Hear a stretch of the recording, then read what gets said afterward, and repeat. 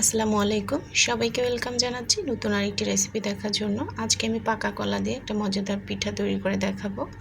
আশা করছি সবার কাছে ভালো লাগবে। এজন্য আমি এখানে দুটো পাকা কলা নিয়েছি। অবশ্যই চেষ্টা করবেন কলাটা যেন বেশি পাকা হয়, তাহলে পিঠাটা খেতে কিন্তু অনেক বেশি টেস্টি হয়। তো এভাবে আমি কলা দুটা গ্রেট করে নিয়েছি। সেই সাথে আমি এখানে একটা ডিম দিয়েছি। ডিমটা ভালোভাবে ফেটিয়ে নিব। এখন আমি এখানে স্বাদ মতো চিনি দিয়ে দিচ্ছি। আপনারা আপনাদের স্বাদ অনুযায়ী চিনিটা দিয়ে দিবেন। কলাতে যেহেতু মিষ্টি থাকে, এই অনুযায়ী আপনারা চিনিটা অ্যাড করে নেবেন। এরপর আমি এখানে জাল করে রাখা গরুর ঠান্ডা দুধ দিয়ে দিলাম।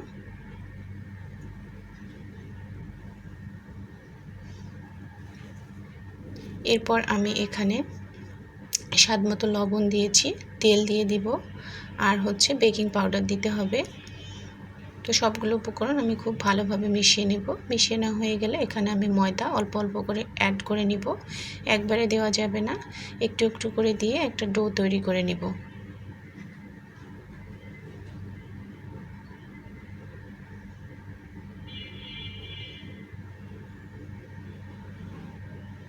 ডোটা হাত দিয়ে এখন ভালোভাবে মেখে নিব।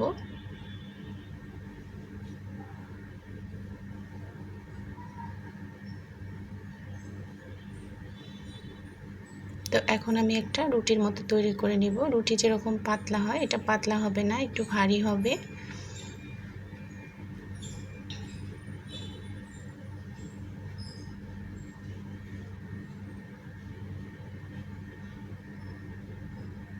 তো আপনারা এর চেয়েও ভারী করে নিতে পারেন। এরপর আমি একটা বয়ামের মুখ দিয়ে কেটে নিচ্ছি। আপনাদের কাছে কুকি কাটার থাকলে কুকি কাটার দিয়ে এভাবে কেটে নিতে পারেন।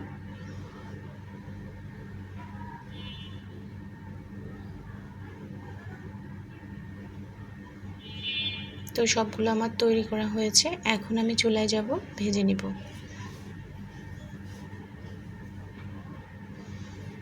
এখানে আমি পর্যাপ্ত পরিমাণ তেল গরম করতে দিয়েছি। তেলটা যখন গরম হয়ে যাবে, তখন আমি একে একে এই পিঠাগুলো ছেড়ে দিব। চুলার আঁচটা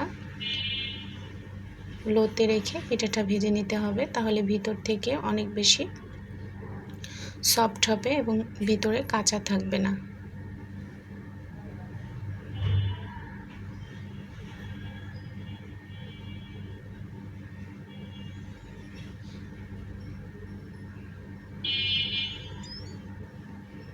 তো সুন্দর একটা কালার চলে আসছে, আমি এখন উঠিয়ে নেব।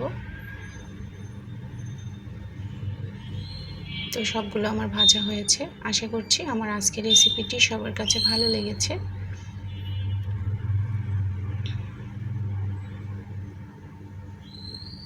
তো একটা আমি ভেঙে দেখাচ্ছি। এতক্ষণ সাথে থাকার জন্য সবাইকে ধন্যবাদ।